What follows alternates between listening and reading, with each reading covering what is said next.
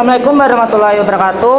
Perkenalkan, nama saya Muhammad Bayal dari angkatan 2024I dengan NIM 24091457001. Di sini saya akan mewawancarai kakak tingkat saya yang telah melaksanakan uji kompetensi pelatih fisik. Nah, untuk kakaknya namanya? Ya, perkenalkan, nama saya Muhammad Adriano.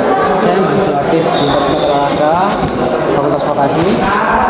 Saat ini saya sedang di Fakultas semester 5 dan saya angkatan 2023I.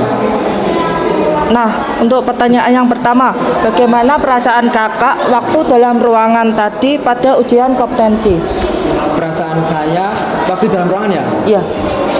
Awalnya tegang karena ada beberapa momentum, beberapa kali saya disuruh keluar untuk mengulang, mulai dari masuknya, bagaimana cara kita masuk ke ruangan, seperti itu. Saya 2 kali kalau nggak salah disuruh ulang. Itu saya mulai tegang. Tapi ketika saya udah mulai disuruh duduk, saya disuruh ngomong, saya ditanyain, itu mulai enjoy, mulai relax, saya mulai menikmati ritme yang ada. Jadi untuk masuknya juga harus benar ya, Kak? Ya, maksudnya juga harus benar karena sama aspek kesopanan kita terhadap orang yang lebih tua daripada kita. Karena kan kita kan di sini kan untuk mencari ladang untuk magang ya. Kita harus bisa memberikan treat terbaik pada orang yang mau kita tempatin untuk magang. Jadi kita harus sebaik mungkin untuk orang tersebut. Oh, ya. Nah, apa saja persiapan yang dilakukan kakak untuk ujian tersebut? Persiapan yang saya lakukan, pertama saya itu kembali membuka-buka buku semester sebelumnya, karena hal itu yang akan ditanyakan. Jadi sebelum magang itu kita itu sudah diberikan materi-materi semuanya, jadi ketika kita magang kita itu harus siap. Jadi saya mulai membuka kembali buku, saya baca kembali, saya telah lagi, nggak saya hafalin tapi saya pahamin. Oh ini jalannya kemana, seperti itu. Oh, jadi kayak nggak dihafalin tapi kita harus tahu. Kita harus tahu, kita harus paham. Kita nggak perlu hafalin, kita cuma perlu saya tahu ini itu jalannya kemana, ini tuh kemana, ini selain dari sini ini kemana, seperti itu. Oh, jadi kita harus materi atau kemampuan apa yang penting untuk dikuasai? Materi atau kemampuan ya. Sebenarnya untuk materi, semua materi itu penting. Nggak ada yang paling penting, nggak ada yang nggak penting. Semua materi yang dipertanyakan di situ atau semua materi yang pernah kita terima dari dosen-dosen yang mengajari kita, itu semua itu penting. Dan yang menurut saya yang dari luaran dari materi yang harus kita persiapkan itu pertama public speaking. Bagaimana cara kita berbicara dengan orang yang memiliki jabatan lebih tinggi dari kita, lebih tua dari kita, bagaimana cara kita memainkan gerak tangan, gerak tubuh, bagaimana cara konsentrasi mata kita itu bisa tetap tertuju ke arah orang yang memberikan pertanyaan kepada kita, seperti itu. Bagaimana kakak mengatasi kendala pada saat ujian tadi? Cara saya mengatasinya yaitu saya selalu meyakinkan kepada diri saya bahwasanya you can do it, kamu harus bisa. Apapun yang terjadi, apapun yang ditanyakan, kamu harus bisa menjawab.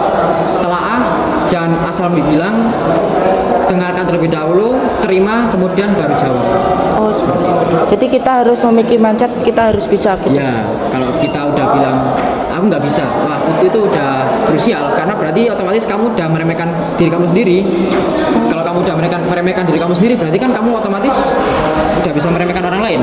Oh, seperti itu. Kalau kamu bisa mensupport dirimu sendiri, berarti kamu otomatis bisa mensupport orang lain. Nah, apa saja aspek yang dinilai dalam ujian menurut kakak? Aspek yang dinilai sebenarnya itu udah pernah. Kemarin tuh saya seangkatan dikasih zoom dengan dosen-dosen itu dengan para penguji, kita diberikan aspek-aspek apa aja yang perlu kita kembangin, perlu kita terapin. Jadi ketika kita sudah menerima semua aspek ini, ya bagaimana cara kita untuk bisa memaksimalkan semua aspek yang diberikan itu. Jadi kita nggak bisa menonjolkan di salah satu aspek aja.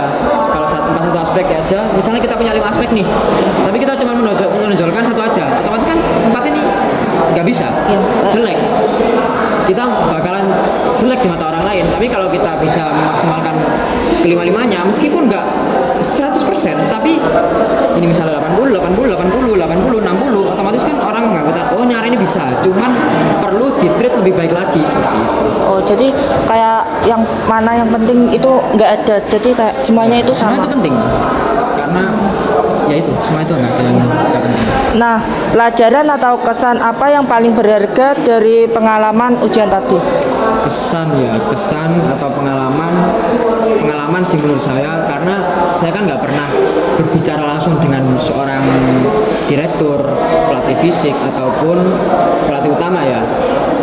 Dari kesempatan ini, dari uji kelayakan ini, saya mulai belajar bahwanya oh seperti ini ternyata ketika kita berbicara dengan orang yang memiliki jabatan lebih tinggi daripada kita. Oh ternyata kita harus punya treatment seperti ini untuk berbicara dengan mereka agar mereka bisa menerima kita.